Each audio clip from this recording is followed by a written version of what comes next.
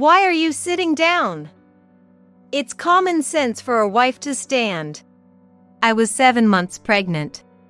At a family gathering, my stomach started hurting, so I sat down, only for my husband to kick my stomach.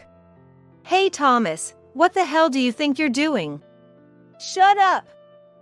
Besides, it's probably just a girl in there.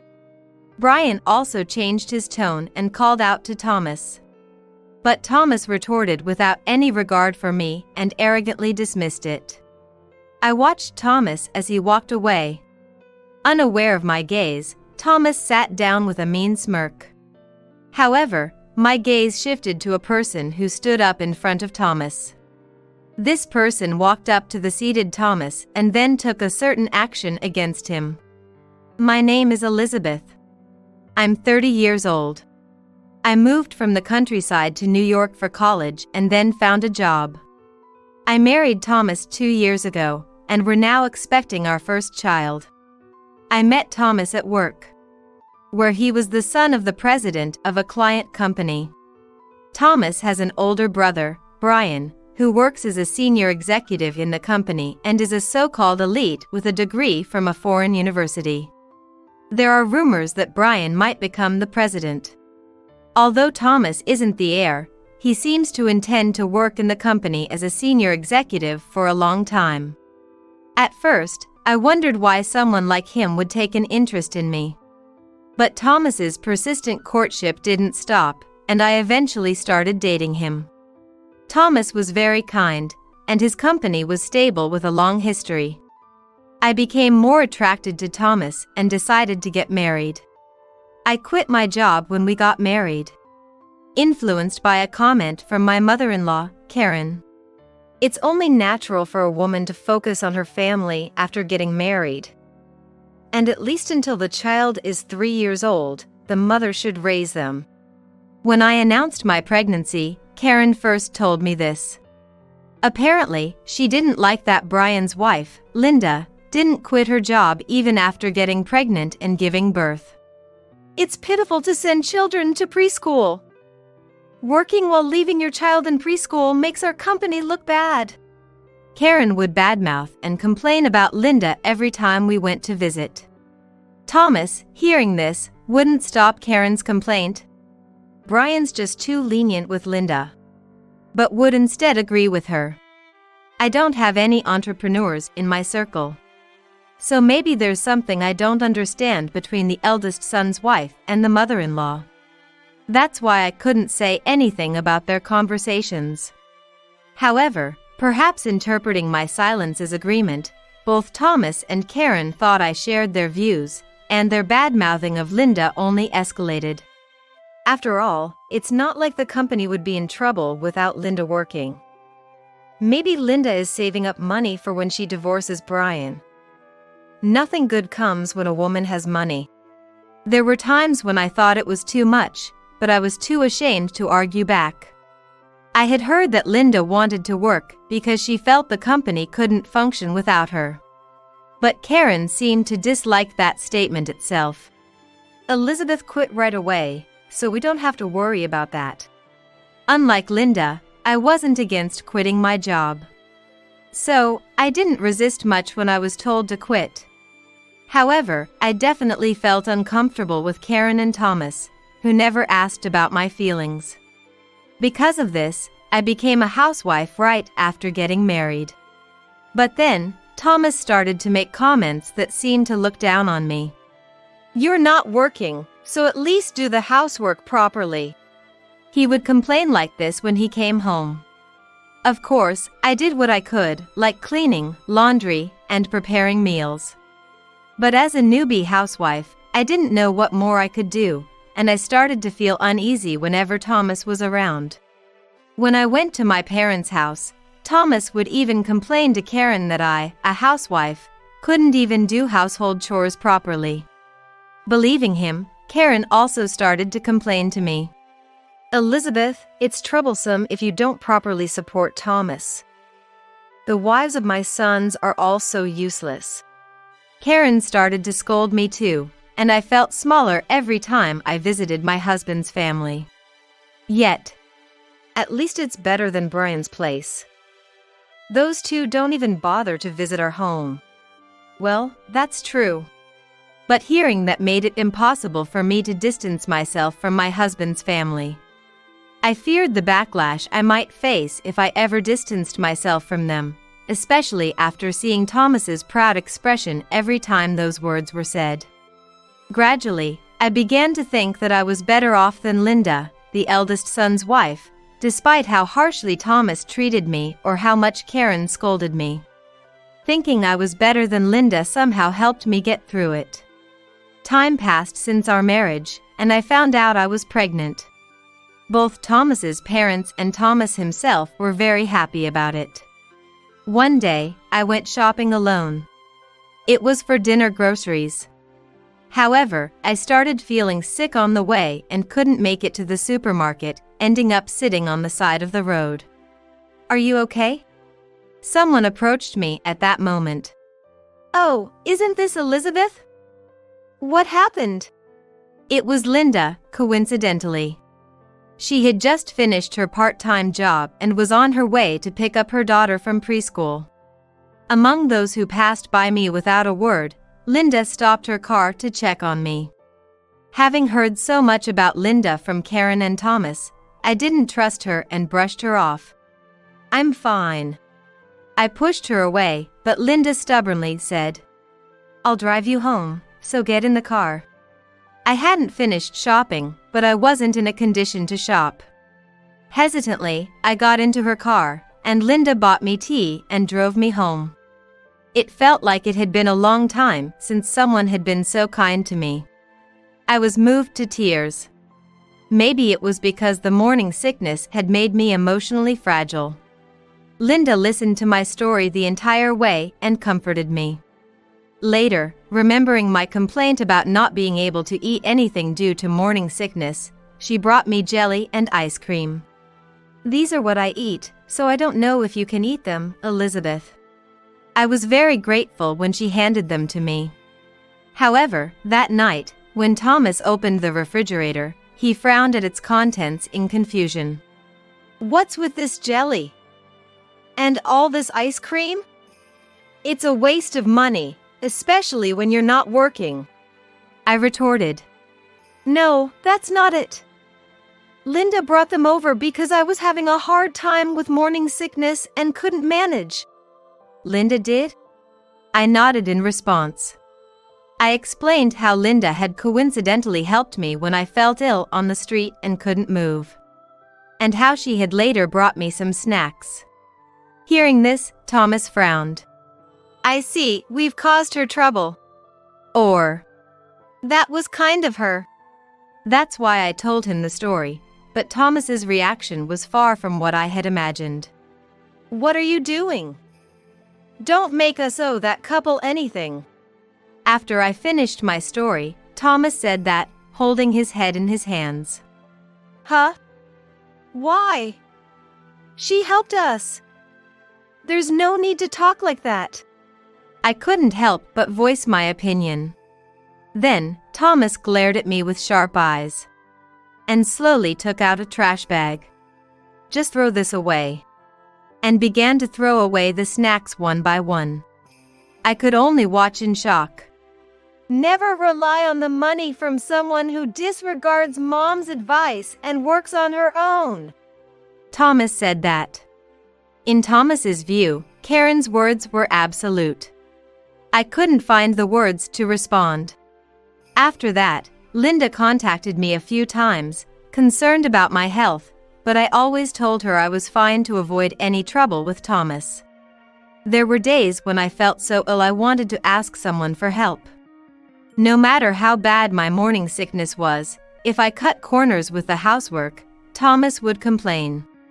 Yet, the one thing I couldn't do was ask Linda for help. Somehow, my morning sickness settled down, and I reached 7 months of pregnancy. At the recent checkup, the baby's growth was on track, and we found out the gender, so we slowly started preparing for the arrival. "It looks like the baby is going to be a girl," I reported to Thomas right away. But he seemed not very interested. Maybe men have a harder time feeling the reality of becoming a parent, and Thomas is probably no exception. I didn't say anything more about it. Then we welcomed the new year. Every new year, relatives gather at my husband's family home. Even my brother-in-law's family, who usually don't visit, come with their whole family for the new year. I'm home. Happy New Year! We visited my husband's family home together on January 2nd. Happy New Year! Elizabeth, how are you feeling? It seemed the brother-in-law's family had arrived earlier, and Linda immediately spoke to me. She's fine. Don't worry about it.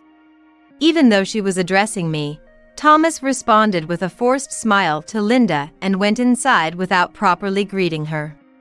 Elizabeth, I've been waiting for you. It's been lonely without someone to talk to. Karen welcomed me as usual. Despite Linda being there, Karen said she was lonely, which made me greet her with a wry smile. However, the incident happened that night. To prepare for dinner, Karen, Linda, and I were in the kitchen. Apart from us, there were about 15 relatives, including my father-in-law's siblings, gathered at my husband's family home. Thomas, who had already started toasting with the relatives, was speaking the loudest. Work is going smoothly, and Elizabeth listens well to me and Mom, so my life is going great with a good wife. That wasn't a compliment to me. It was clear to everyone that it was a dig at Brian and Linda. Elizabeth, could you bring the beer? Yes. Karen seemed to find me more convenient to use than Linda, always asking me for help. I was bustling around with my big belly. But, inevitably, I started to feel some discomfort from moving too much. Linda was the first to notice. Elizabeth, you've been rubbing your stomach. Are you in pain? Oh, really? You should have said something. You need to rest for a bit. Karen quickly responded to Linda's observation. Though her tone was a bit sharp, she told me to take a break. Thinking I'd be in the way in the kitchen, I sat in a chair in the room next to the living room, rubbing my belly and watching what was happening around me. In front of me, Brian was feeding his and Linda's son, Anthony. Are you okay, Elizabeth? If you can't do something, you should tell Mom. Your health is important. Thank you. Brian said that to me. And we chatted for a bit. We talked about when Anthony was born and what he likes now. Hearing stories from Brian, a father, was very insightful, and it was clear he was very involved in parenting. Do you know the gender of your baby? Yes, it seems to be a girl. That'll be cute. However, Thomas, who overheard this, seemed displeased and stood up with a sour expression. I thought he might be heading to the bathroom, but instead, he came straight over to me.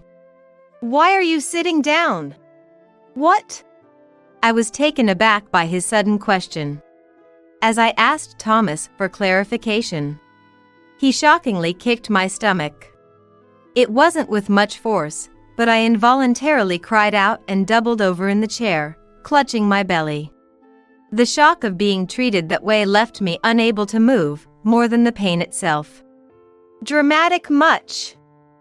It's common sense for a wife to stand. Why are you sitting here chatting while making Mom work? Hey Thomas. What do you think you're doing? What's the big deal? It's just a girl in there anyway. Eventually, she'll get married and leave, and she won't be any use to the company, so it's fine. Brian's tone changed as he addressed Thomas. However, Thomas retorted without any consideration for me and arrogantly dismissed it. Hey, that's too much. Although I couldn't see who it was, I heard a relative calling Thomas out. I've decided not to be a pathetic husband who spoils his wife like someone else. If my wife is being negligent, it's up to me to correct her. Laughing, Thomas said this and then walked away from me. The problem is that Brian can't control Linda. He lets her do whatever she wants. Do you think someone like that can control the company in the future? Dad should think about it. I think I'm more suited to be the president. I'm sure Mom thinks the same. Hearing this, I felt like I finally understood what Thomas was thinking.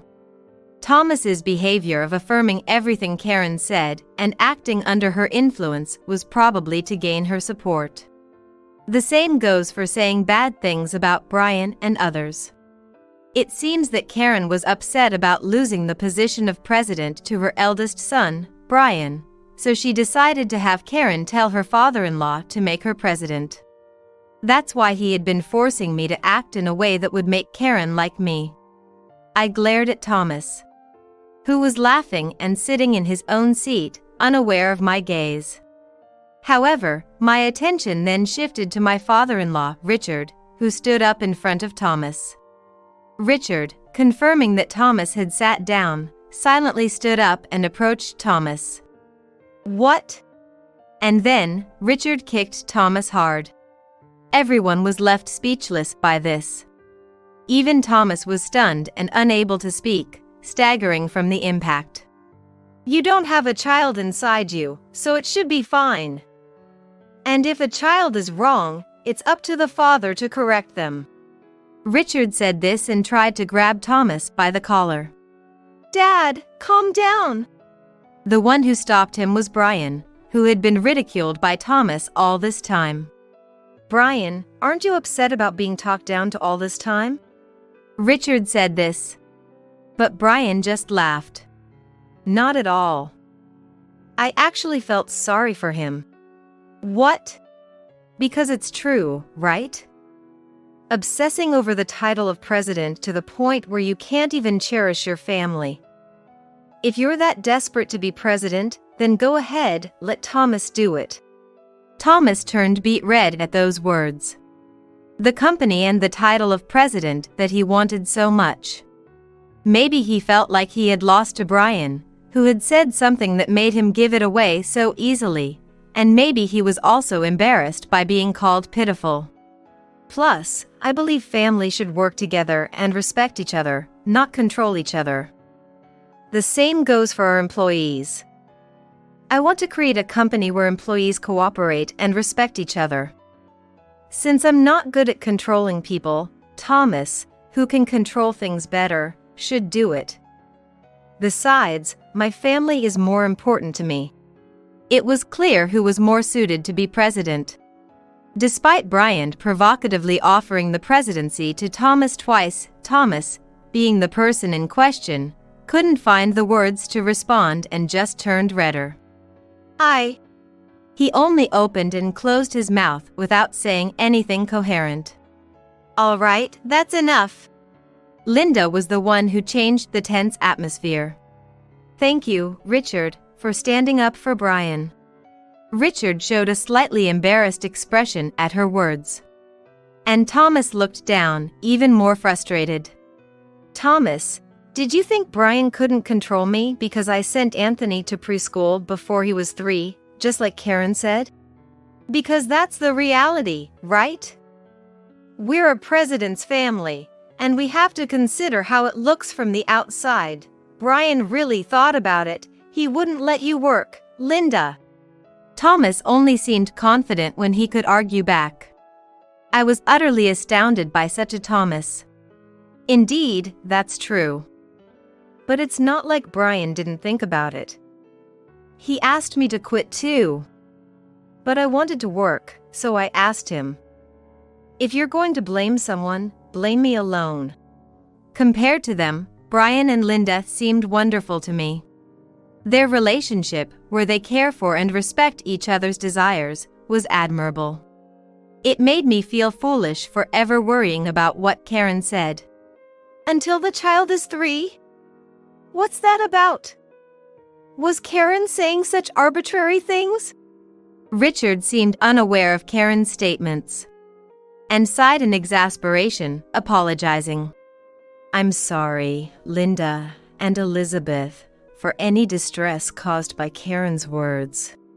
"Please, there's no need to apologize.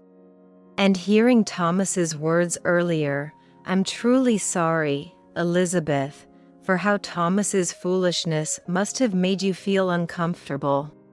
Richard sincerely apologized to us without concern for others' opinions. Instead of needing an apology, I felt guilty that Richard was apologizing to us when he was actually protecting us. Karen, who had come into the living room at some point, was flustered by Richard's demeanor. "I just meant..." She tried to make excuses with an uncomfortable expression. While I believe her comment about children staying home until age 3 wasn't intended to be malicious, the fact remains that her complaints and harsh words hurt Linda and pressured me. "Karen, don't make excuses. Isn't it embarrassing to interfere in parenting?" Richard reprimanded Karen, who seemed to finally realize the foolishness and irresponsibility of her words. "Linda, we're truly grateful to your family's company. Of course, you're welcome to continue working. We understand that the company can't function without you, so please continue to support us in both business and personal matters." Richard then addressed Linda, which confused everyone. Thomas, Karen, myself, and even the other relatives were puzzled by his words. "Dad, remember we agreed not to talk about Linda's family business?" Brian said with a laugh, followed by a troubled smile from Linda. "What does that mean?" I asked Linda, as I'm sure everyone was wondering the same. Linda opened her mouth to meet his expectations. "My dad's the president of the company. My marriage to Brian and the company have nothing to do with each other, but it seems Brian only told Richard about it." The room went silent at Linda's words. The company she mentioned was well known in the area, much larger than Richard's and also a business partner. Linda's father, the president, was busy and disliked public appearances, so no one knew his face. Karen and Thomas had met him as Linda's father but had no idea he was the president. Linda worked as an executive director in her family's company. The revelation shocked Thomas and Karen, who had been disparaging Linda's work. The two of them have been making fun of Linda, who works there. They probably never expected her to be the daughter of the president of a company that their company is indebted to. They were at a loss for words, unable to even formulate an apology. However, it's clear after today's events that I cannot entrust the company to Thomas. Thomas finally received a definitive statement from his father-in-law. "I understand you care about the company and its dealings, but a company is its employees. Someone who can't cherish their family can't possibly cherish their employees." Thomas, pale-faced, pleaded for forgiveness with a deep apology. "You're right, Dad. I was wrong. Please give me another chance." Despite Thomas's desperation, Richard raised his voice again. "You're apologizing to the wrong person." At those words, Thomas, shaking, stood up and staggered towards me. I instinctively covered my belly, fearing he might do something again. Seeing this, Thomas seemed hurt and began to cry, kneeling down. "Elizabeth, I'm sorry. The baby must have been hurt too. I'm so sorry." Thomas broke down in tears, appearing to truly regret his actions. Behind him, Karen also muttered, "Linda, I'm sorry. I said terrible things to you." Linda, hearing this, smiled and dismissed it. "You should be apologizing to Elizabeth. She's been under a lot of pressure listening to my complaints. And the baby in her belly must have heard all of Grandma's words too." Karen, taken aback by Linda's words, apologized to me. "Elizabeth, I'm sorry." Both seemed genuinely remorseful, and Linda and I shared a smile. However, Richard was not satisfied with their apologies. "Karen and Thomas, get out. I don't want to see your faces today." He then had Karen and Thomas leave the room. After they left awkwardly, a relative spoke up. "Come on, Elizabeth and Linda, let's eat together." "Yes, let's eat." "Yes." And so, surrounded by everyone, Linda and I enjoyed a pleasant meal. For the first time visiting my husband's family home, I spent an enjoyable evening. Richard's anger didn't subside for a while, and Thomas was eventually banned from the house. His dream of becoming the president vanished, and though he remained at the company, there was no sign of advancement from his position as a regular employee. Perhaps because of this, Thomas no longer talked incessantly about the company. When I, unable to forgive him for kicking my stomach, suggested divorce, he offered a deep apology and promised never to drink alcohol again. I proposed a separation, but Thomas, with nowhere else to go, ended up staying at the company, managing with delivery meals and showering at a gym. This lifestyle seemed to take its toll, as Thomas lost a considerable amount of weight within a month. However, he continued to work daily and kept in touch with me. "Do you need anything? How's your health?" Gradually, I began to open up to Thomas again. Feeling pity for him, I told him he could return home, and upon his return, Thomas apologized once more. He seemed like a changed person, not only refraining from complaining about housework, but also taking the initiative to do it. "You rest, Elizabeth." Now, with my growing belly, he even takes care of the more strenuous cleaning tasks for me. Richard, seeing this change, has allowed Thomas to visit the family home again when he has time. Karen has also become much quieter, no longer speaking ill of Linda. "I want to work hard for my family now, rather than just for the company." Thomas now often expresses such sentiments.